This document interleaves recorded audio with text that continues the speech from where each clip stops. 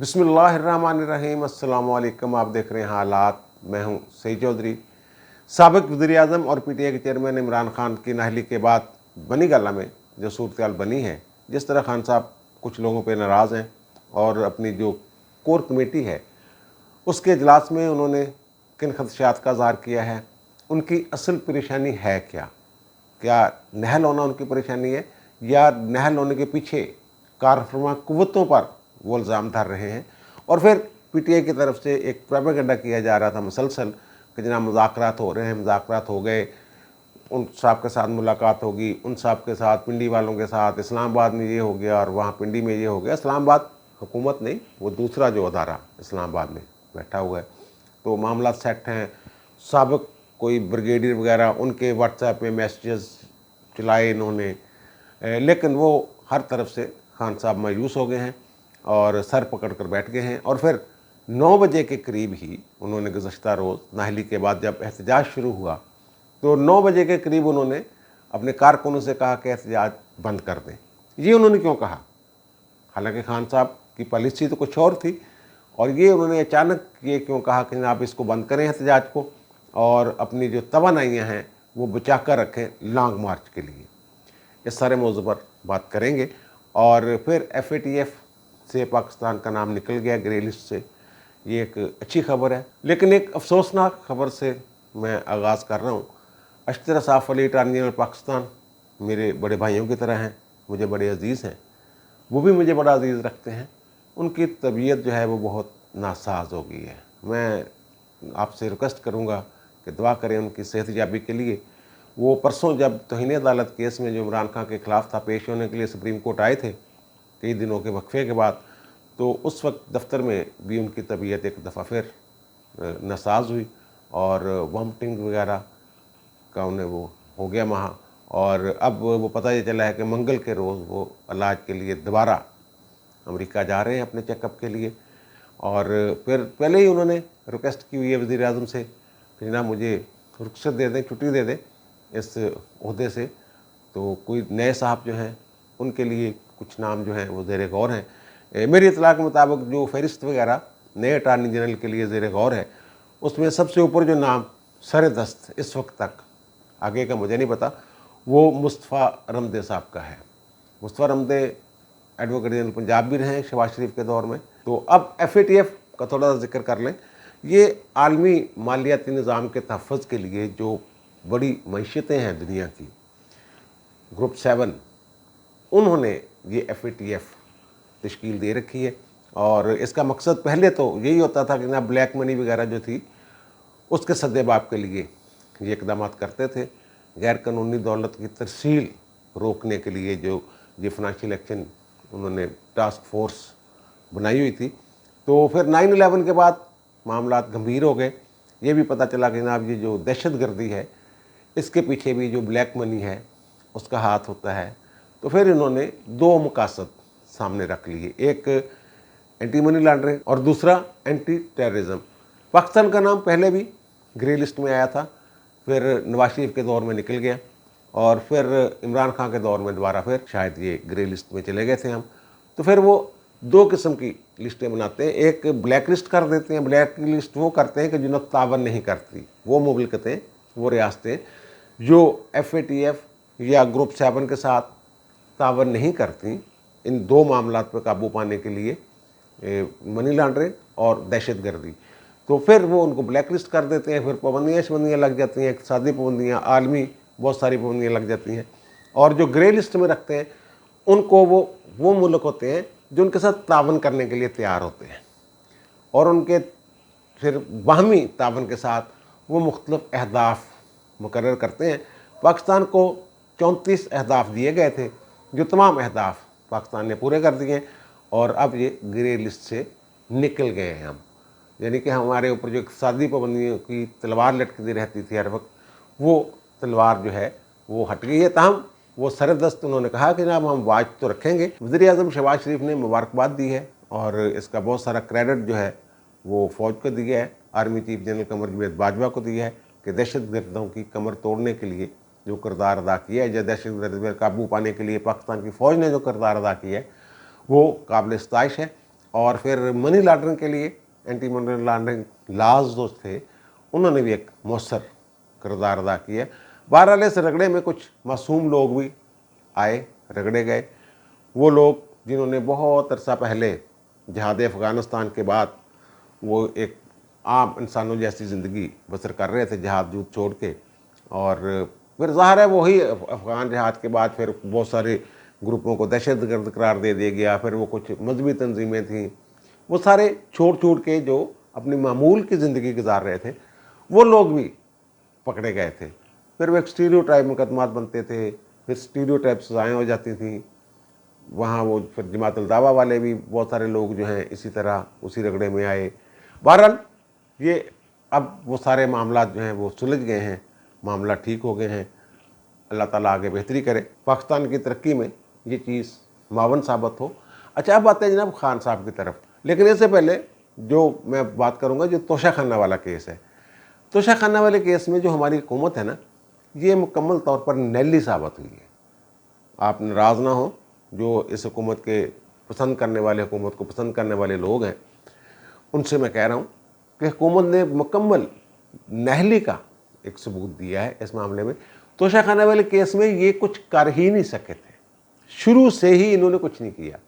ये तो कुछ सहाफ़ी थे जिन्होंने तोशाखाना की खबरें निकाली। वो एक तो एम नूरानी साहब की जो फैक्ट क्या नाम है उसका, फोकस, वो जो उनकी वेबसाइट है, उन्होंने उस्मान मंदूर साहब ने स्टोरी निकाली, ये सारे निकाले कहाँ हुए। दूसरा हमारे दोस्त हैं इमदाद सुमरो, उन्होंने घड़ी वाली खबर ब्रेक की कि आप घड़ी बेची, कैसे गई, और फिर कैसे सुल्तान वो उनके पास दोबारा पहुंची सऊदी अरब के वली अहद के पास। ये सारी खबरें इन्होंने निकाली। एक साफ़ी थे जिन्होंने ये जो कमिश्नर होते हैं, इंफॉर्मेशन कमिश्नर, उनको दरख्वास्त दी हुई थी जनाब तोशाखाना की सारी चीज़ें निकाल के लाएँ। और जो इमरान खान की हुकूमत थी ये अदालत में गए हुए थे कि नहीं जनाब ये बड़े सीक्रेट होते हैं। और फिर इमरान खान की बहुत सारी कलाबाजियाँ थी जनाब, वो मैंने बेच के सड़क बनवा ली, लेकिन इलेक्शन कमीशन में तो सड़क नहीं बताई इन्होंने कि क्या सड़क, पता नहीं 29 लाख या कितने लाख की सड़क, वो भी झूठ बोला, कई और झूठ बोले। और फिर लाहौर हाई कोर्ट के जस्टिस शाहदवीद के पास जब ये मामला आया तो उन्होंने कहा कि हो सकता है उन्होंने वो तोहफे बेच के किसी रिफाही इदारे को गिफ्ट कर दिया हो, अतिया दे दिया हो सकता है। अब वो सुप्रीम कोर्ट में उनकी नामजदगी होगी, पहले भी हुई थी, पिछली दफ़ा भी उनका नाम जो है वो ज़ेरे गौर आया था।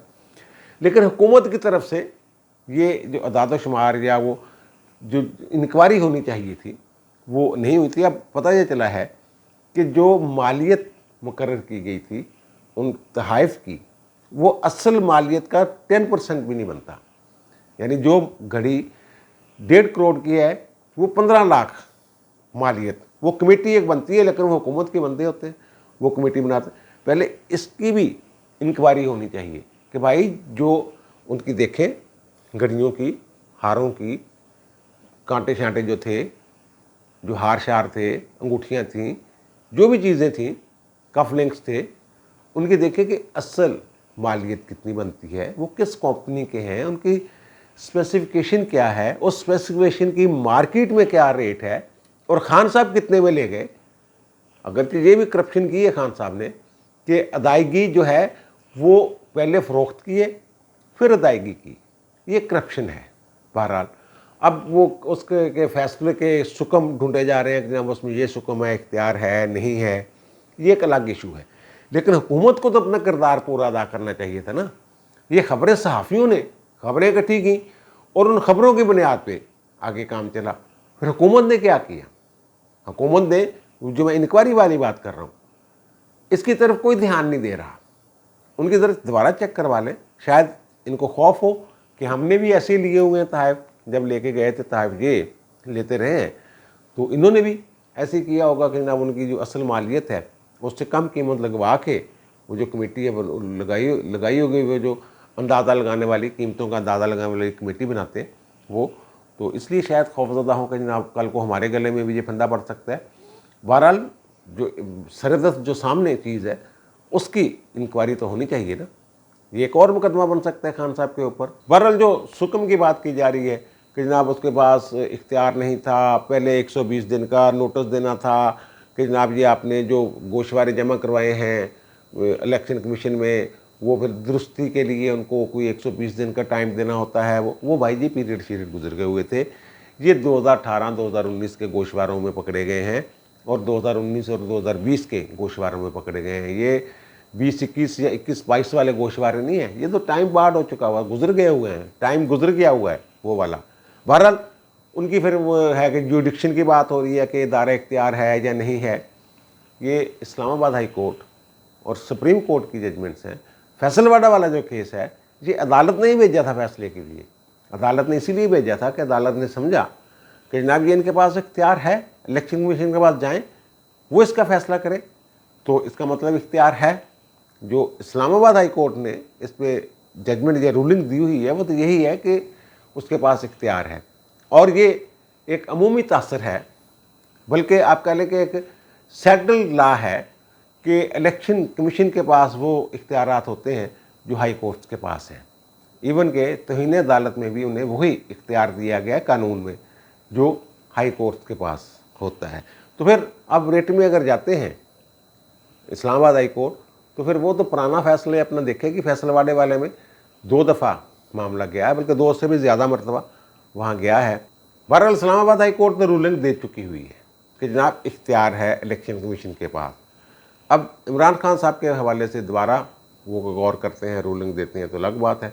और फिर दूसरी जो बात है, एक तयशुदा असूल है ये कि सुप्रीम कोर्ट की जजमेंट्स हैं एक से ज़ायद कि अगर कोई फ़ैसला किसी गैर मुतल्लका फोरम पे हो जाता है, यानी कोई ऐसी अदालत में मामला चला जाता है जिसकी ज्यूरिसडिक्शन नहीं है, लेकिन उस अदालत ने फ़ैसला दुरुस्त किया है और नतीजा दुरुस्त निकाला है, तो वो फ़ैसला बरकरार रहेगा। अगर इस चीज़ को देखा जाए, इस अमर को देखा जाए, तो फिर तो ये फ़ैसला जो है ये बरकरार रहना चाहिए। लेकिन देखें, हुक्म है, कानून है, अदालतें हैं। और मुझे बड़ी अच्छी बात लगी है मुसद्दक सैन की और शाद खाकान अब्बासी की। उनका जनाब में मुझे कोई खुशी नहीं हुई कि खान साहब को, शाद खाकान अब्बासी ने ख़ास तौर पर यह कहा है कि ये कोई खुशी की बात नहीं है। और फिर अदालतें देखें कि मामला मुसद्दक सैन ने भी यही कहा है कि ये इस मामले को एक फ़ैसले की तरह हम देखते हैं, इस पे आपकी तरह चोर डाकू ये शोर नहीं मचाएंगे, मुखालफिन को उन्होंने कहा। तो फिर आगे अदालतों ने देखना है क्या होना है क्या नहीं होना। और अब आते हैं जनाब खान साहब ने अजलास बुलाया बनी गाला में और एक से ज़ायद अजलास हुए। पहले ज़्यादा लोग थे, फिर कम हो गए, फिर ज़्यादा हो गए, फिर कम हो गए। और वहाँ खान साहब जो हैं काफ़ी गुस्से में नज़र आए। खान साहब ने असद उमर साहब, फवाद चौधरी साहब, शाह महमूद कुरैशी साहब और शायद परवेज़ खट्टक, मुझे 3 नाम बताए गए थे। परवेज़ खट्टक का मैं तुक्के से लगा रहा हूँ, परवेज़ खट्टक भी वहाँ होंगे, शामिल होंगे। तो उन्होंने कहा यार आप लोगों ने किया क्या है, कल से आप लोगों को पता था कि ये फैसला आने वाला है और मैं आपको पहले से कह रहा हूँ कि ये इलेक्शन कमीशन जो है ये किसी और के इशारे पे काम कर रहा है। किसी और कौन है वो भी खान साहब ने ये जिक्र किया है। तो फिर आप लोगों ने लोगों को तैयार क्यों नहीं किया, लोग निकले क्यों नहीं? तो वो फिर खान साहब को, पहले तो खान साहब ये कहते रहे कि जनाब जहाँ भी बैठे हुए हैं बंद कर दें, जीटी रोड रोक दें, जितने भी वो रास्ते हैं मोटरवे के वहाँ धरना दे दें और ये कर दें वो कर दें। और जब उनके पास रिपोर्ट्स आई तो उनसे ये पता चला कि जनाब बंदे तो निकले कोई नहीं। बाबू साहबों पे 30-40 बंदे थे जिन्होंने वो बंद किया था। और फिर पंजाब पुलिस ने उन्हें कहा चलो भी दौड़ो, उन्होंने साथ देता। और पंजाब में, लाहौर की मैं बात कर रहा हूँ, 10 से 12 जगह पे छोटे छोटे मुजाहरे हुए, कहीं 100 बंदा, कहीं 50 बंदे, कहीं 40 बंदे। सबसे ज़्यादा बड़ा मुजाहरा जो लाहौर में हुआ है वो लिबर्टी चौक में। और वहाँ पुलिस, ज़ाहिर है पुलिस तो उनका तहफ़्फ़ुज़ दे रही थी, पुलिस ने तो गड़बड़ की नहीं, ना उन्होंने गड़बड़ की ना पुलिस ने गड़बड़ की। वहाँ नारे शारे उन्होंने लगाए। और पूरे पाकिस्तान में जो दादोशुमार सामने आए हैं वो हम आपको स्क्रीन पर दिखा देते हैं। इनके मुताबिक तो कहीं भी 40-50 से ज़्यादा लोग जो हैं पूरे पाकिस्तान में, मुख्तलिफ पॉइंट्स पे मैं बात कर रहा हूँ, पूरे शहरों की बात नहीं कर रहा हूँ, तो वहाँ ज़्यादा लोग नहीं निकले। यानी इतनी तादाद थी लोगों की जिनको आसानी से जो अमन अमा कायम करने वाली एजेंसी हैं, पुलिस वगैरह, वो उनको काबू कर सकती थी। ये कोई हलचल मचा देने वाले या मुश्किल पैदा करने वाले मुजाहरे नहीं थे।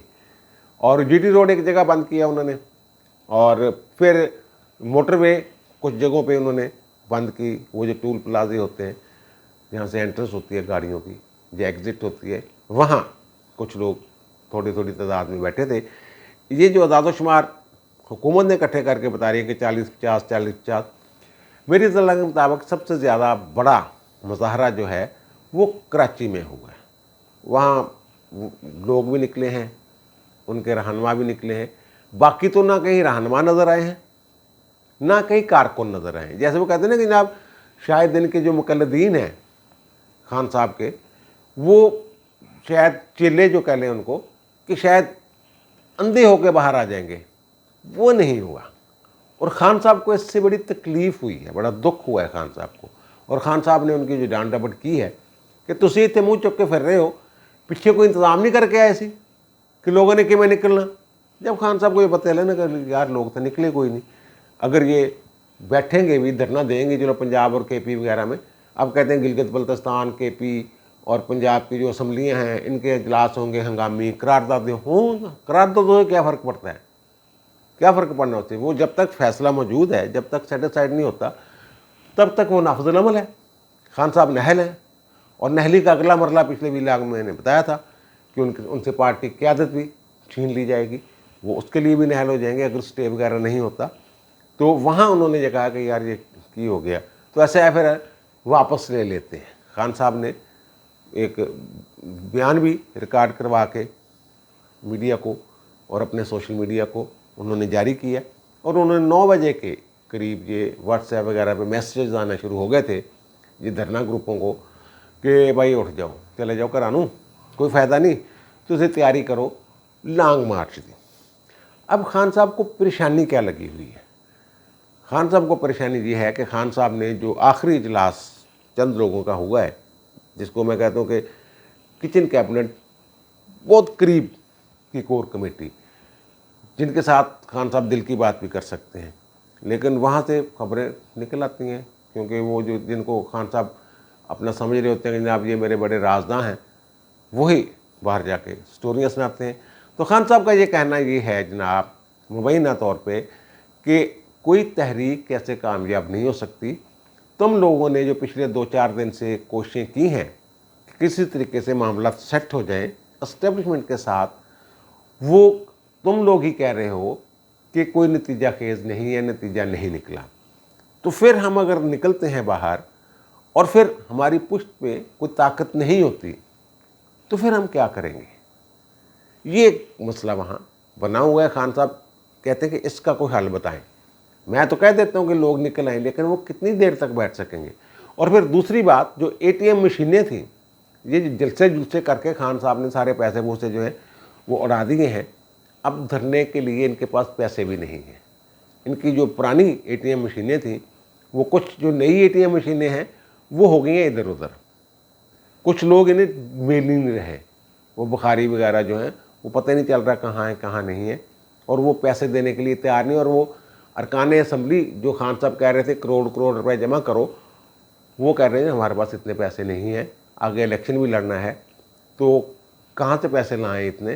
तो खान साहब इससे भी थोड़े से परेशान है कि यार धरने के लिए पैसे चाहिए होंगे, और चलो लॉन्ग मार्च के लिए वो तखमीना जो उन्होंने लगवाया है लॉन्ग मार्च, वो कहते हैं जनाब 70 से 80 करोड़ रुपए चाहिए होंगे वहाँ से आने के लिए। और अगर एक आध दिन का या एक रात का धरना भी देना पड़ता है, और जितनी तादाद खान साहब सोच रहे हैं उसके हिसाब से 70 से 80 करोड़ रुपए दरकार है, जो खान साहब के पास सरदस्त वो कहते हैं कि नहीं है।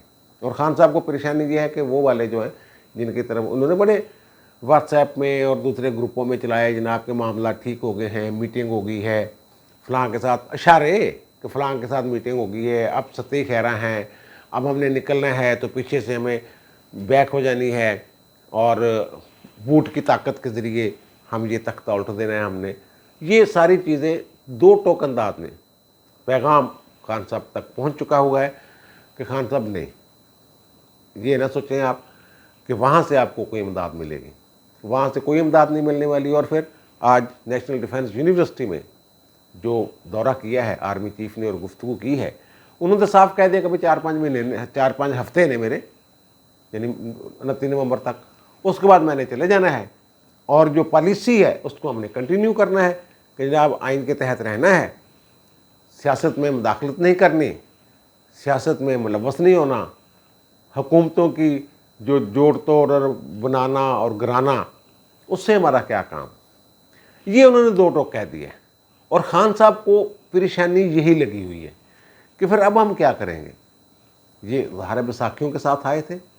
वैसे तो जो मौजूदा हुकूमत है ये भी कोई इतनी ज़्यादा अपनी मर्जी से फैसले करने वाली हुकूमत नहीं है। जो शहबाज शरीफ साहब हैं ये भी बहुत सारे मामलात में हेल्प के लिए ऐसे अखटीरी करके चिरा के आँख देख देने के यार कितना फिर हैं कुछ करोगे थाड़े वास्ते। खान साहब ने 2 दिन पहले एक और कोशिश की कि किसी तरीके से मामलात वहाँ पिंडी वालों के साथ हो जाए। सदर को बीच में डाला। ये मैं खबर दे रहा हूँ आरिफ अलवी साहब को कि जनाब दोबारा कोशिश करें, एक दफ़ा हमें बिठाएं दोबारा। उनका जनाब बैठने का फ़ायदा कोई नहीं। खान साहब को बता दें कि बैठेंगे तो बैठने का क्या फ़ायदा, हमने तो कोई फैसला ही नहीं करना। फैसला तो जिन्होंने फिर उन्होंने कहा कि हाँ चलो ऐसा कर लें कि जनाब आप जो हुकूमत है PDM इसकी भी कोई वफद बनवा लें, एक हमारा वफद PTA का हो जाएगा और फ़ौज बीच में बैठ जाए और हमारे मामला तय करवा दें। ये आखिरी इस हद तक आ गए हैं खान साहब कि उनके साथ जो कहते हैं ना चोरों के नीचे बैठना नहीं चाहता मैं, इससे पहले मैं मर जाऊँ, वो अब कहते हैं कि चोरों के साथ हमें बिठा दें लेकिन बीच में फ़ौज बैठे। वो कहते हैं उन्होंने साफ जवाब दे दिया उनका जनाब हमने नहीं बैठना, आप अपने तौर पे कर लें जो भी फैसला करना है, हमारे इससे कुछ लेना देना नहीं। सदर साहब को साफ जवाब दे दिया। लेकिन उनके जो गेट नंबर 4 के कुछ लोग हैं उनको उन्होंने कहा कि ना खान को समझाएं ऐसे मामला नहीं चलते जैसे वो कर रहे हैं, लचक दिखाएं, उनके साथ बैठे जाके। खान साहब को मिलना कुछ नहीं, सिर्फ फीस सेविंग के लिए अगर उन्हें कुछ चाहिए तो वो फिर लचक दिखा के आए। हम भी अगर कुछ करते हैं बीच में इन्वॉल्व होते हैं तो हमें भी कुछ श्योरिटी चाहिए खान साहब की तरफ से। इनका तो एतबार कोई नहीं। वो कहते हैं हमारी फाइलों में खान साहब के बारे में लिखा जा चुका हो कि ये नाकाबिल यकीन आदमी है, इसके बारे में कोई अंदाज़ा नहीं लगाया जा सकता कब क्या कर बैठे। और फिर लॉन्ग मार्च से खान साहब कहते हैं कि मैंने 2-4 दिन में ऐलान कर देना है, लेकिन वो जो उनकी कोर कमेटी वाली मीटिंग की बात कर रहा हूँ वहाँ ये अभी सोचो विचार में पड़े हुए हैं कि खान साहब जैसे आज हुआ है, जो नहली के बाद कुछ नहीं हो सका, और फिर अगर हम करते भी हैं तो जो हमारे जिन सूबों में हुकूमतें हैं तो वहाँ अगर अफरा तफरी फैलाते हैं, हम इंतशार फैलाते हैं तो फिर हमारी अपनी हुकूमतों के लिए मुश्किलात होंगी। लोग पंजाब हुकूमत से कहेंगे, KP हुकूमत से कहेंगे कि जनाब ये जो सड़कें बंद हो गई हुई हैं, हम घर नहीं जा सकते, हमारी गाड़ियों को ख़तरा है, हमारे मोटरसाइकिल इवन साइकिलों को ख़तरा है, तो फिर हुकूमत क्या करेगी। हुकूमत उन्हें यही कहेगी ना। खान साहब ने कहा अच्छा चलो इस पर गौर करते हैं और लेकर करना तो है। खान साहब ने ये कहा है कि लॉन्ग मार्च करना है क्योंकि अब कह चुके हैं हम। इसके लिए अगर वो आ जाए बीच में, वो हमें बिठा दें, खुद बैठ जाएं, फिर इसका कोई हमारी फेस सेविंग हो सकती है, वरना फिर हमें तैयारी करें, हमें निकलना ही पड़ेगा। अब मुझे दीजिए इजाज़त, इंशाल्लाह दोबारा मुलाकात होती है नए व्लॉग के साथ। अल्लाह ताला आप पर, मुझ पर, हम सब पर मेहरबान रहे। अल्लाह हाफ़िज़।